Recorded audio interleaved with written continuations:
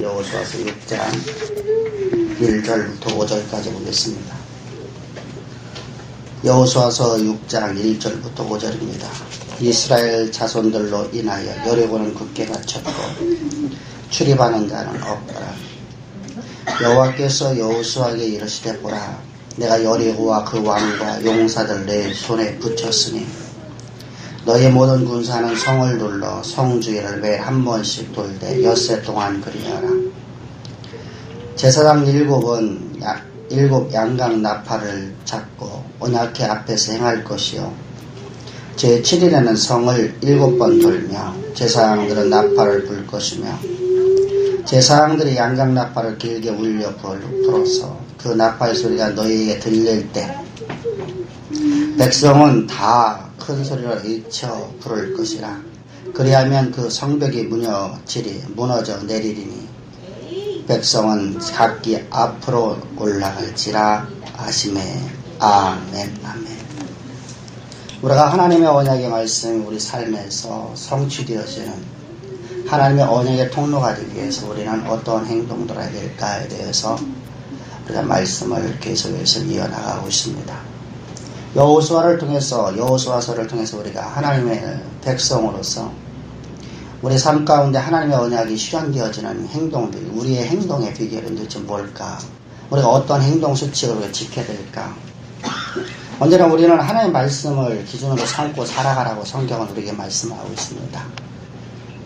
아무리 유명한 사람이 뭐라고 말한다 할지라도, 아무리 높은 사람이 뭐라고 말한다 할지라도 하나님 말씀하시는 바가 아니면 우리는 말씀에 의해서 중단할 수 있어야 됩니다.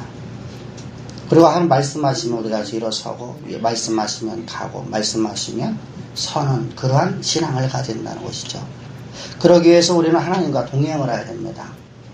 근데 동행을 할 적에 우리는 말씀의 기준을 삼고 살아가며, 또한 우리가 동행하는 자는 하나님 음성을 듣게 되는데, 우리가 이렇게 하나님과 하나님 말씀을 삶의 기준으로 두고 하나님과 동행하며 하나님의 음성을 들으며 살아가는 자가 되려고 하면 우리는 예수 그리스도의 십자가 안에서 예수와 함께 연합되어 죽고, 예수 그리스도의 부활하실 때 우리는 새로운 피조물로 거듭난, 내 안에 나는 제거되었고 내 안에는 오직 그리스도만 살아있는 그런 삶이 되었을 때, 내가 새로운 피조물 되었을 때, 거듭났을 때 우리는 하나님의 말씀을 기준으로 삼아 살아갈 수 있고, 또한 우리 하나님의 음성을 듣는 자가 되며 언제나 하나님과 동행하여서 오늘도 내 삶이 내가 하는 것이 아니라 오직 그리스도께서 내 삶을 인도하시는 것이냐 라고 고백할 수 있는 삶이 된다는 사실입니다. 이렇게 우리가 하나님의 말씀을 기준으로 삼고 또 하나님의 음성을 들으며 하나님과 동행하는 삶을 살아가는 자들에게 하나님은 세 가지의 명령을 지난 시간에 우리에게 말씀해 주십니다. 세 가지의 명령은 첫 번째로다가 너희가 요단을 건널 때 12돌을 토해서 12돌에다 돌비를 세워라. 그 이유는 무엇이냐면 하나님께서 네 자손들에게 너희 신앙에 계승해 주라는 겁니다. 너희 믿음을 계승해 주라는 것입니다. 그래서 너희들의 자녀들이 앉아있을 때나 잠을 잘 때나 누워있을 때나 일을 할 때나 너는 언제든지 기회가 될 때마다 자녀를 만날 때마다 자녀에게 말씀을 가르치고 강론하라는 겁니다. 그래서 하나님을 바르게 알려주라는 것입니다. 신앙을 개선시키라는 겁니다. 신앙이 개선되지 못한다고 하면 왜 그럴까요? 하나님께 주신 기업이, 하나님 주신 그 놀라운 풍성함이, 하나님께서 우리에게 베풀어 주신 놀라운 축복이, 하나님 주신 물질이 우리 다음 때에서부터는 하나님을 대적하는 것으로 쓰여지기 때문입니다. 하나님이 주신 물질이, 하나님 주신 기업이, 하나님 주신 모든 것들이 하나님을 대적하는 것으로 쓰여지기 때문입니다.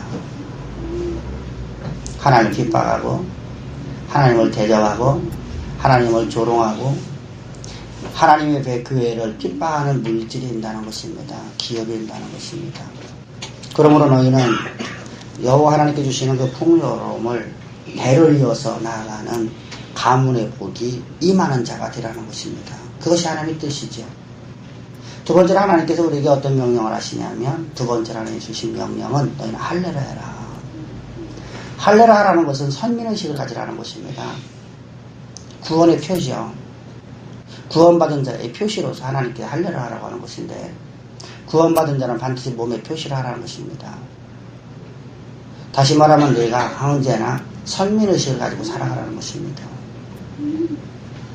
세상 모든 사람들이 쾌락의 육신덩어리를 맡기고 몸뚱아리를 마음대로다가 옮기고 이리 옮기고 저리 옮기고 하는 삶을 살아간다 할지라도 우리가 그것을 못해서 하는 것이 아니라 할 줄은 알지만 우리가 하나님의 자녀이기 때문에 세상 모든 사람이 다 그 길을 간다 하더라도 우리는 가지 않는, 그것이 왜 그렇게 해야 된다는 것이죠. 우리가 하나님의 백성이기 때문에. 모든 사람이 환경 앞에서 원망과 불평과 절망과 좌절하는 삶을 살아갈 때 우리는 그렇게 살지 않냐고 오히려 찬양을 하고 진취적으로 승리의 확신을 갖고 나아가는 삶을 살아가는 것이 왜 그렇다는 것이죠. 우리는 하나님의 백성이기 때문에, 긍정의 힘을 갖고 가는 게 아니라 하나님의 백성이기 때문에, 하나님의 선민이기 때문에, 그것이 바로 우리가 선민 사상을 갖고 있는 사람들의 모습입니다. 그러므로 너희는 할례를 행하라. 다시 말하면 선민의식을 가지라는 것입니다. 그리고 세 번째로 하나님께서 우리에게 명령하시는 6월절 절기를 지키라는 것입니다. 6월절 절기를 지키라는 것은 이스라엘 백성들이 대대로 지켜야 될 규례입니다.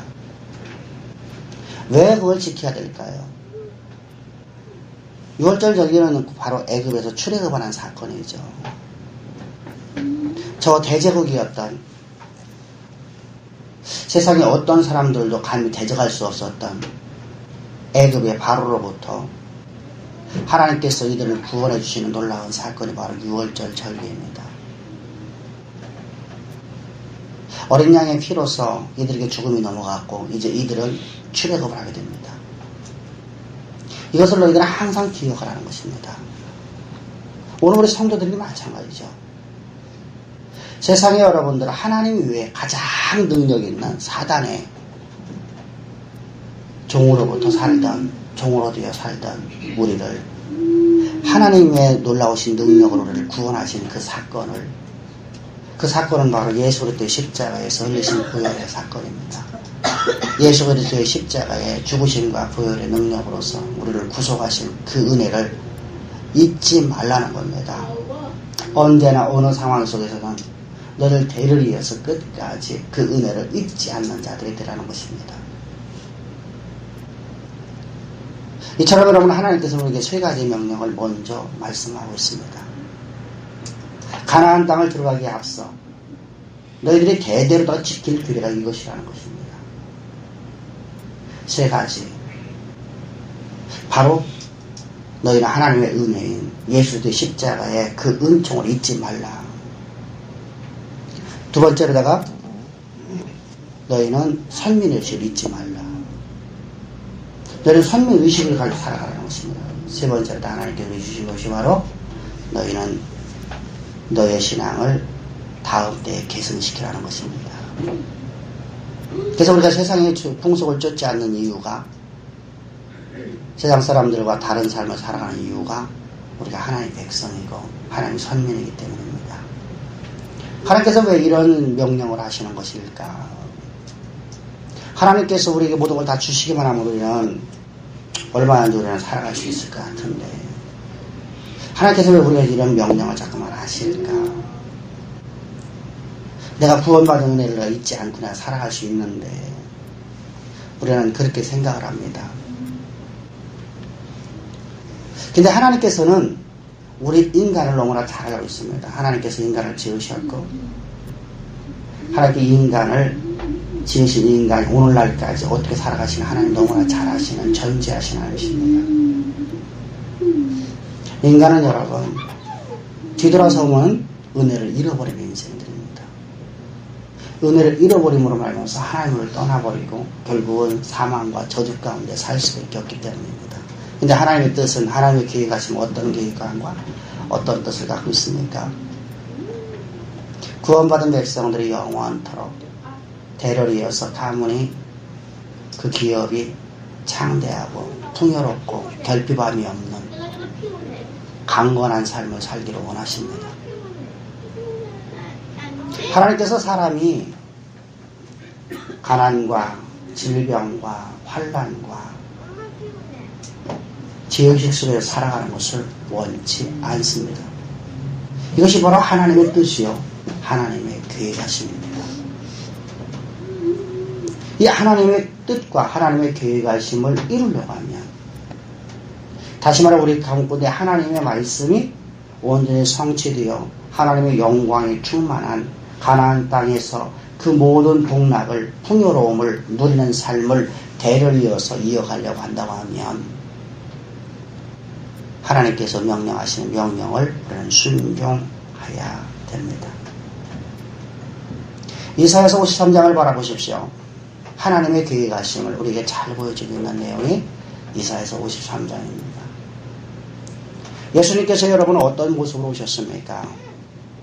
마른 땅에 나온 줄기 같은 모습으로, 연한 순 같은 모습으로, 보잘것없는 모습으로, 모든 사람을 실어버린 모습으로, 가장 가난하고 가장 비천한 자의 모습으로 이 땅에 오신 이유는 예수님께서 우리의 질고와 간고를 다 담당하려 하십니다.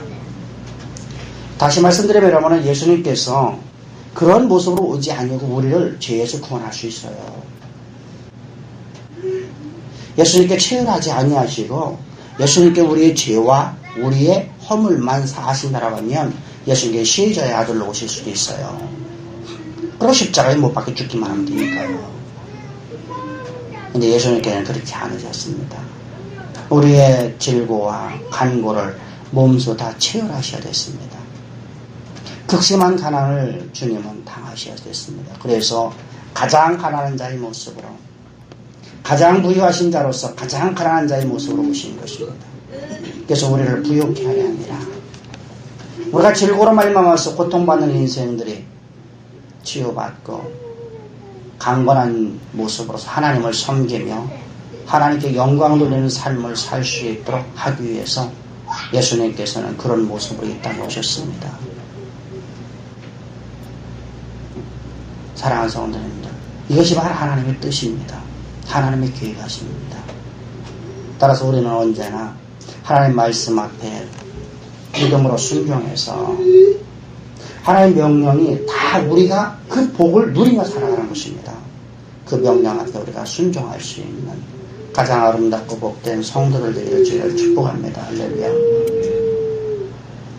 그런데 문제가 생겨집니다. 하나님의 뜻, 하나님의 계획하심을 이루는데 구속받는 것, 다시 말하면 우리가 죄사함을 받는 것 이외에는 모두가 다 하나님께서 우리에게 무엇인가를 행하라고 말씀하십니다. 우리가 구속을 받을 적에는 이스라엘 백성들이 애굽에서 출애굽을 할 적에는 이스라엘 백성 한 것이 아무것도 없습니다. 10가지 재앙을 내리는 과정 속에서 이스라엘 백성 힘이 들어간 게 하나도 없죠. 이스라엘 백성들의 행위가 하나도 없죠. 그저 여러분들 예수님 하나님께서 열어놓은 길을 따라서 그들은 왔을 뿐입니다. 홍해를 열어놨을 때 홍해를 건넜을 뿐이죠. 하나님께 열어놓으신 것이죠.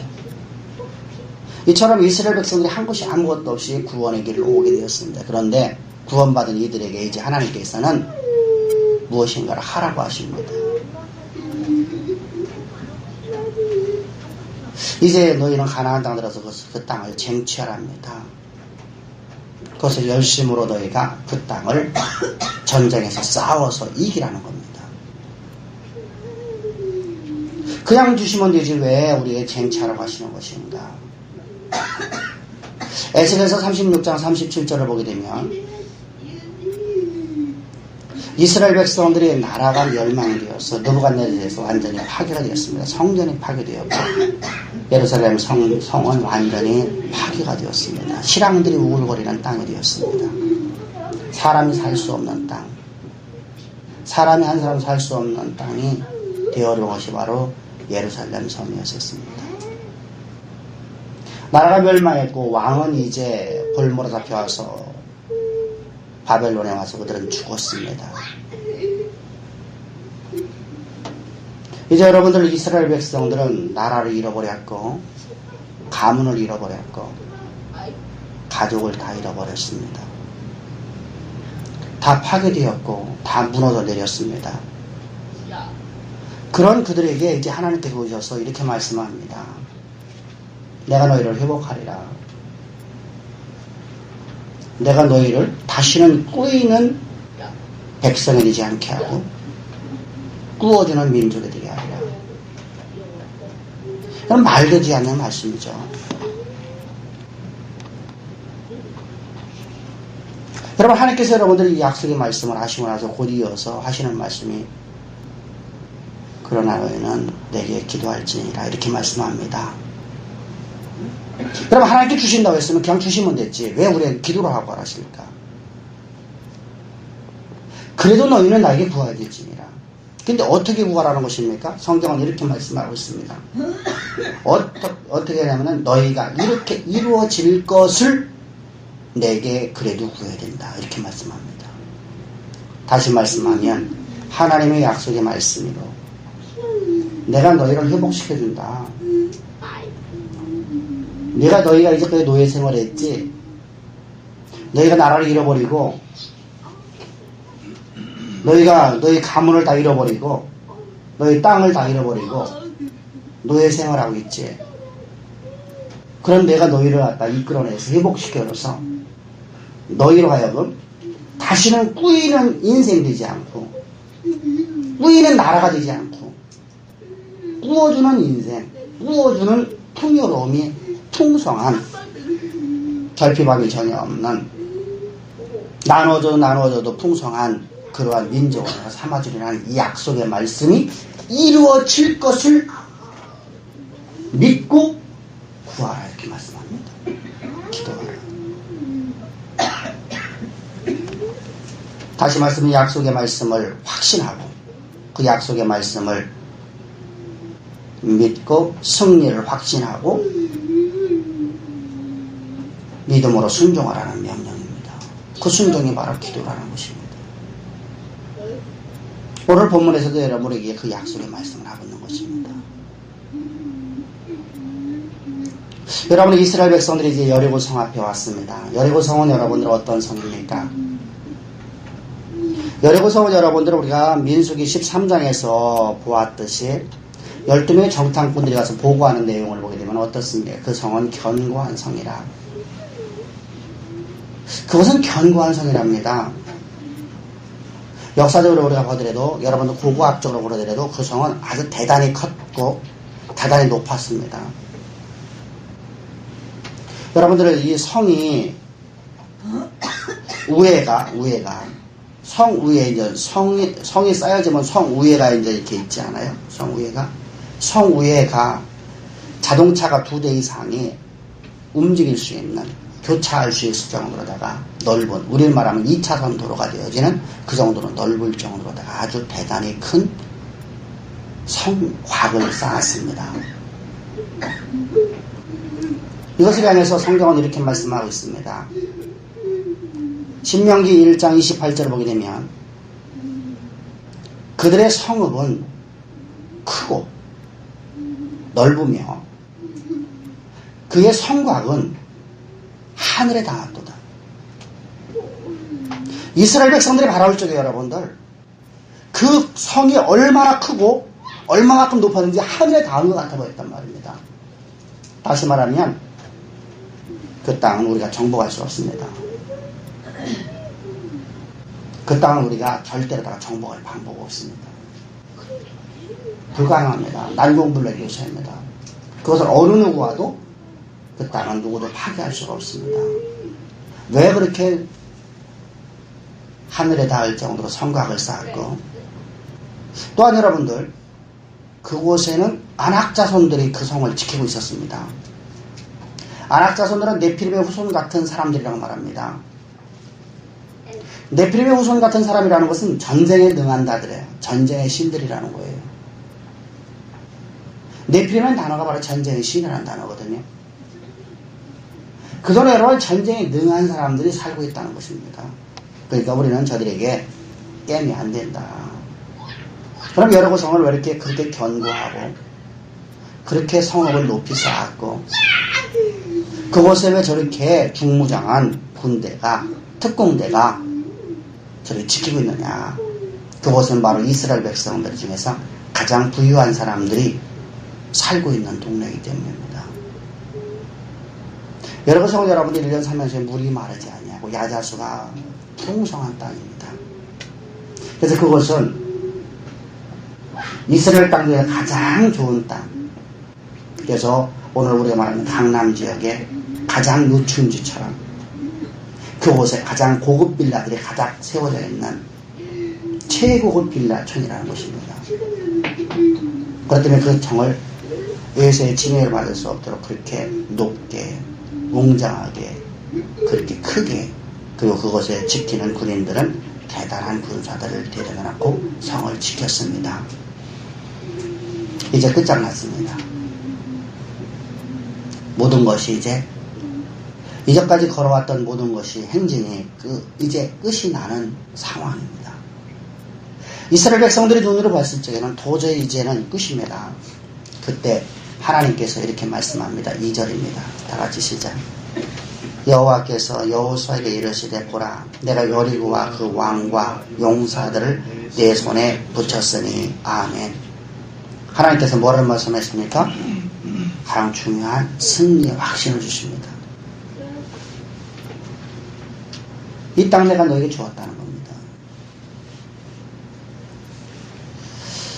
여러분 모든 사람들이 문제 앞에서 절망과 좌절과 포기와 그리고 원망을 하는 삶을 살아가는 것이 일반적인 사람들이었고 예수를 믿는다고 하는 사람들도 그런 삶을 살아가는 걸 많이 보게 됩니다.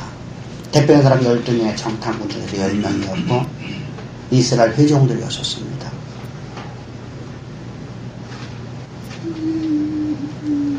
근데 여러분 우리는 선민의식으로 살아가는 사람들은 그런 삶을 살아가면 되지 않습니다. 선민의식을 가진 사람들은 언제나 하나님의 전능하심 앞에 우리가 엎드려서 말씀의 기준을 갖고 살아가야 된다는 것입니다. 하나님 말씀하시니 내가 가겠나이다. 하나님 말씀하시니 제가 서겠나이다. 하나님 말씀하시니 제가 달려가겠나이다. 하나님 말씀하시니 지금 제가 잠을 자겠나이다. 하나님이 말씀하시는 그 말씀의 기준을 갖고 살아가는 것이 바로 성도, 선민의식을 갖고 있는 사람들이죠.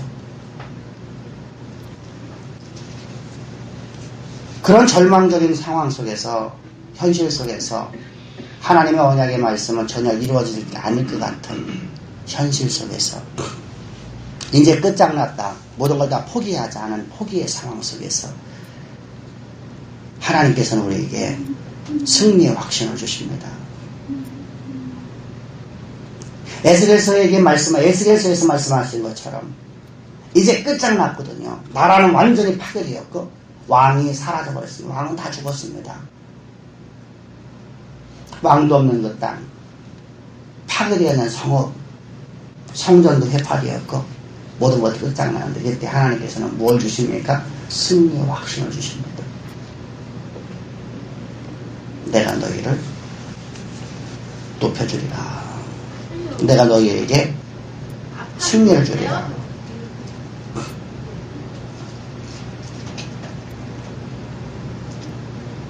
한마디로 말하면 하나님께서 나의 전능함으로 내가 저 성읍을 무너뜨리겠다. 그래 너희는 가라. 이렇게 말씀하는 겁니다. 담대하라.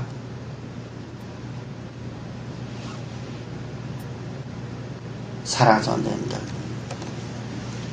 우리가 서두에서 말씀드렸듯이 하나님의 선민의식을 가진 사람들은 문제나 상황 앞에서 절망 앞에서 절망이나 원망하는 인생을 살아가는 것이 아니라 저들과 다른 삶을 살아가는 것이 바로 선민의식을 가진 사람들입니다. 우리가 하나님의 백성이기 때문에 우리는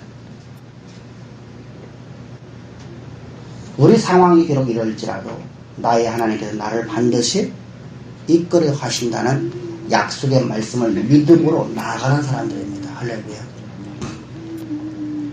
그래서 우리가 찬양에 나올 수 있는 것입니다. 우리가 그때 우리가 감사가 나올 수 있는 것입니다. 그것이 바로 선민의식을 갖고 있는 사람들의 모습이죠. 따라서 승리 확신이라는 것은 긍정의 의미 아닙니다. 아마 우리가 이렇게 가면은 아마 좋은 일이 있을 거야. 이런 긍정의 의미 아니라 하나님의 약속의 말씀에 대한 철저한 믿음과 확신입니다.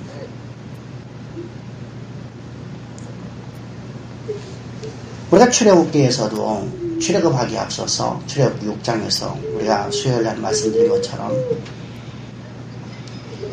하나님께서 모세에게 승리의 확신을 주십니다. 그들이 지금 큰 환란에 빠졌거든요. 그들이 지금 상상도 할 수 없는 큰 고역에 빠졌거든요. 고통스럽거든요. 그런 상황 속에서 하나님께서 승리의 메시지를 주십니다. 그리고 너희는 내가 반드시 강한 손을 더함으로 바로가 너희를 내보내리라. 내가 강한 손을 더함으로 바로가 너희를 그 땅에서 쫓아내리라라고 하는 약속을 주십니다. 사실은 당시에 여러분들 모세가 흔들렸거든요. 백성들도 상상할 수 없이 흔들렸고요. 원망하고 좌절하고 이제 모든 것 끝났다. 아니 우리는 다 죽는구나 라고 저들이 생각을 했고 그런 말을 하고 있을 때 하나님께서 모세에게 승리의 확신을 심어주십니다. 우리가 이 모습을 통해서 오늘 본문을 다시 한번 알아봅니다. 하나님께서 불과 며칠 전에 여리고 이제 가나안 땅을 향해 너희를 진격에 들어가라 말씀하실 적에 여호수아가 주연하 못합니다. 두려움이 입사여서 그가 하지 못한다라고 말했었습니다. 그 원인은 바로 무엇이냐? 모세가 40년 동안 이스라엘 백성을 인도하실 때 그때도 이 백성들은 패역해서 저들은 모세를 따르지 아니했었습니다. 그런데 내가 어떻게 그 일을 감당하겠나이까? 그때 하나님께서 여러분 내가 모세와 함께 인격청을 내가 모세의 준 모든 능력을 내가 너와 동일하게 내가 너를 쓰리라. 가자. 지금 하나님께서 누구에게 여러분들 승리의 확신을 심어주시는 것입니까? 지도자에게. 여러분들 여기서 우리가 중요한 것을 보게 됩니다. 지도자가 승리의 확신이 없다고 하면 더 이상 지도자의 자격이 없습니다. 그건 지도자가 되면 안 됩니다.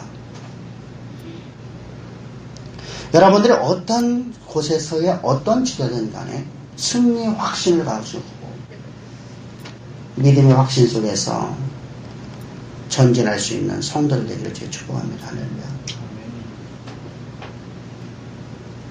여러분 내가 사역자로서 내가 구역장으로서 내가 어떤 부서의 장으로서 내가 서 있다라는 것은 나는 언제나 승리 확신을 갖고 나는 서 있는 자가 되어야 됩니다.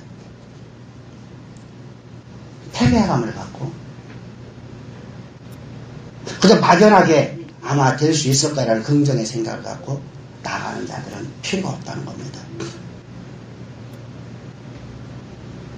하나님께서 반드시 우리에게 승리를 주신다. 하나님의 약속의 말씀은 반드시 우리 가운데 이루어진다.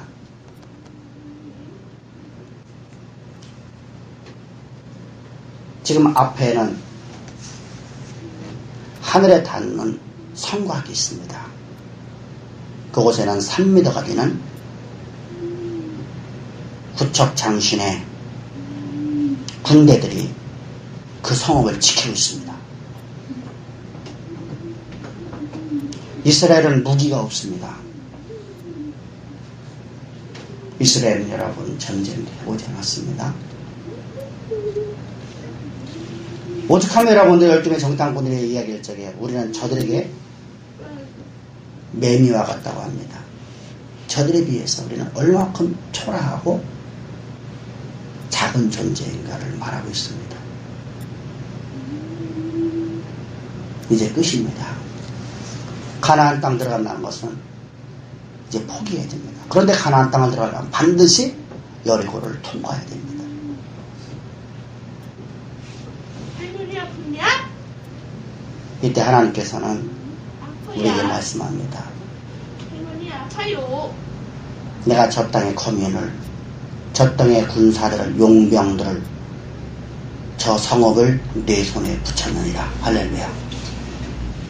그 말씀이 들어왔을 때 우리가 여러분들 진정으로 감사와 기쁨 속에서 찬양을 하고 믿음에 순종을 할 수 있는 그러한 성도.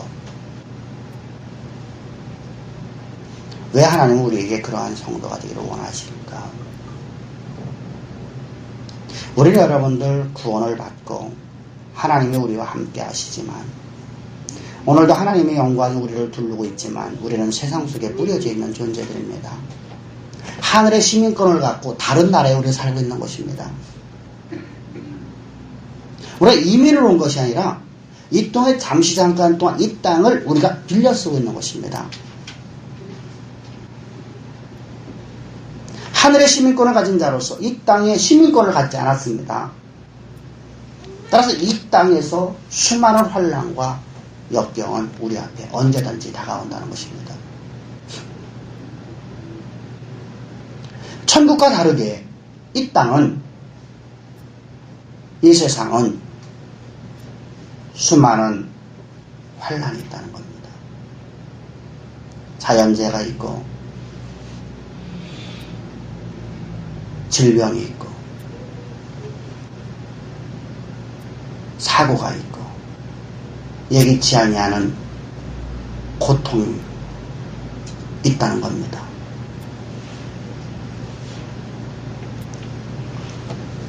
황충이 있고 메뚜기 떼가 있다는 겁니다. 그때 우리가 믿음으로 승리할 수 있는 비결은 하나님이 우리를 향하신 계획하십니다. 그걸 내가 온전히 믿고 승리 확신을 갖고 나아가는 겁니다. 할렐루야. 우리 여러분들 이 땅에서 들림 받아서 우리가 하늘에 올라갔다고 하면 하나님은 이렇게 말씀할 필요가 없습니다. 그곳은 아픔도 없고 고통도 없고 부족함도 없고 모든 풍성함만 가득한 곳이기 때문입니다. 그러나 우리 이 땅에 뿌려져야 됩니다. 이 땅에 우리는 뿌려져 있습니다. 이 땅에 우리는 파송받아 있습니다. 이 땅에서는 수많은 환난과 역경이 있기 때문입니다. 특별히 예수를 전하는 자들에게서는 더 많은 환난과 역경이 있습니다. 수많은 조롱과 핍박이 있습니다. 사랑하는 성도님, 우리가 복음을 전할 적에 세상으로부터 핍박을 받지 않는다고 생각하지 마십시오. 성경은 분명히 말씀합니다. 너희가 나를 증거하면 저들이 너희를 핍박하리라. 세상은 마귀의 나라가 사단의 나라이기 때문에 사단은 자기의 나라를 빼앗기지 않으려고 최후의 발악을 하는 것이 바로 성도를 핍박하는 겁니다. 수많은 거짓 선지자들과 수많은 음녀들과 수많은 종교인들을 통해서 성도들을 핍박하는 겁니다. 여러 가지 방법으로서 핍박을 할 때 너희는 기뻐하라, 즐거워하라. 왜 그렇습니까? 우리에게는 승리가 있기 때문입니다. 이미 이루어진 승리의 싸움을 하는 자이기 때문입니다. 할렐루야. 우리는 이미 승리가 주어졌어요. 그래서 우리는 온전한 믿음으로 나아가는 자가 됩니다. 이제 로마서를 들어봅니다. 로마서 4장을 보면 아브라함의 이야기가 나옵니다. 아브라함에게 하나님께서 약속하시기를 내가 너에게 아들을 준다고 약속했습니다. 근데 자신의 몸이 죽었습니다. 사라의 몸도 죽었습니다. 이제 여러분들 이제 아이를 낳을 수 있는 모든 기능이 상실되어 버렸습니다. 의학적으로도 상식적으로도 이건 이제 이루어질 수 없는 상황입니다. 끝입니다. 근데 아브라함은 하나님의 약속의 말씀이 이루어질 걸 믿었다라고 말합니다. 승리에 확신하고 있다는 것입니다. 하나님께서 말씀하신 말씀이 반드시 내게 승리로 다가온다. 그 말씀이 반드시 내 삶에도 나타난다. 하나님의 말씀은 능치 못하는 게 내게 분명히 나타난다. 왜? 내가 믿는 하나님은 전능하신 하나님이시다. 할렐루야. 오늘 여러분 여리고성을 향해서 나가시는 하나님은 아브라함의 하나님이었고 이삭의 하나님이었고 야곱의 하나님이었습니다. 모세의 하나님이셨습니다.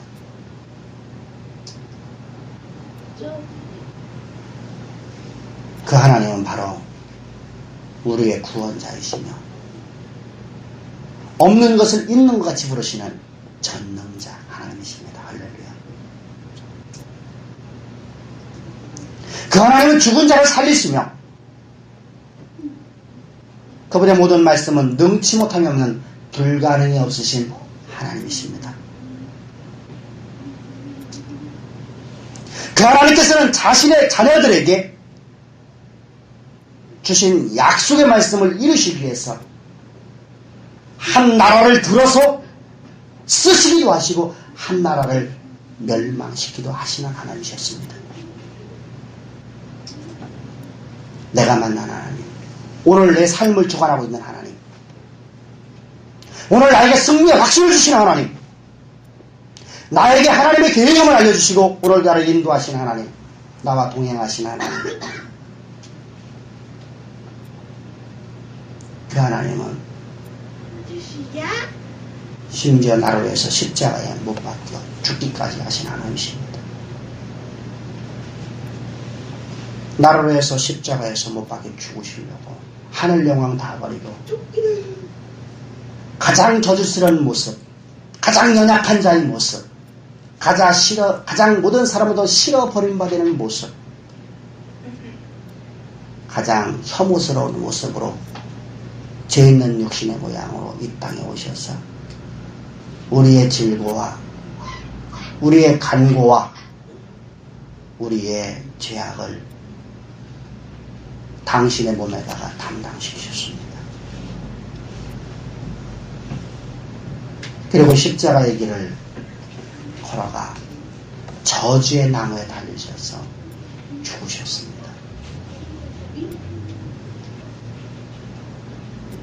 그런데 내가 너에게 무엇인들 너에게 더 좋은 것으로 주지 않겠니? 주님은 오늘도 우리에게 승리의 확신을 가지라고 말씀하십니다. 할렐루야. 이 승리의 확신은 곧 믿음입니다. 긍정의 힘이 아니라 믿음. 하나님의 약속의 말씀에 대한 확정입니다. 이제 1월이 어느 정도 가고 있습니다.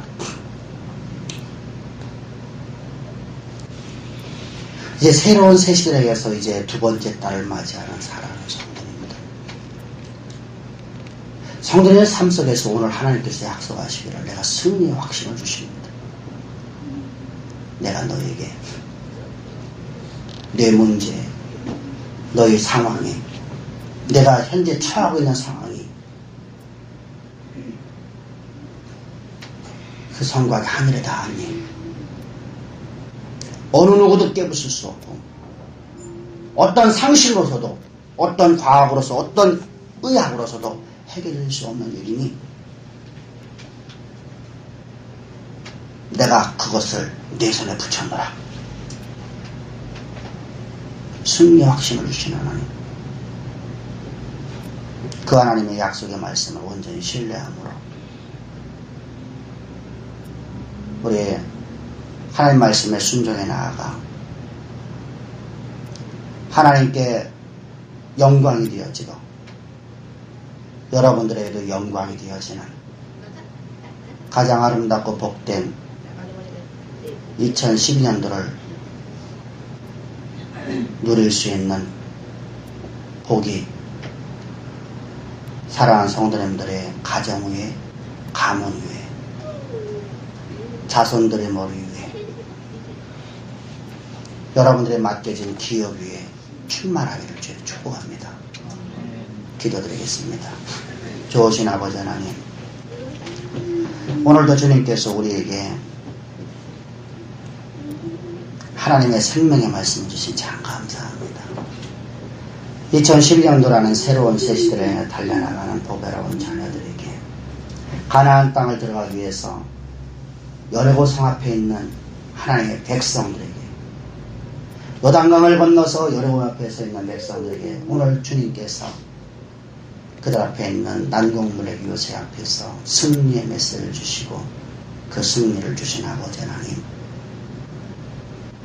저희들 주님이 주시는 승리의 메시지가 오늘 과거의 그 옛날 하나의 전설되어버린 여리고 성 앞에 있었던 이스라엘 백성들이나 여호수아에게 아니라 오늘 우리에게 주시는 메시지임을 저희들 아멘으로 화답했습니다. 주여, 주님의 약속의 말씀은 능치 못함이 없게 우리 가운데 이루어지시는 전능자 나의 하나님이심을 저희들 고백합니다. 나의 하나님을 온전히 신뢰하기에 저를 믿음으로 주님의 명령 앞에 순종하며 나갑니다. 나아가는 보배로운 자녀들의 기업과 가문과 자손들의 머리 위에 주님의 몸된 교회에 이 놀라우신 하나님의 영광이 충만하고 자녀들의 여러분들의 모든 삶 속에서 충만할 수 있기를 주여 축복하며 예수님의 이름 받들어 감사하며 기도합니다.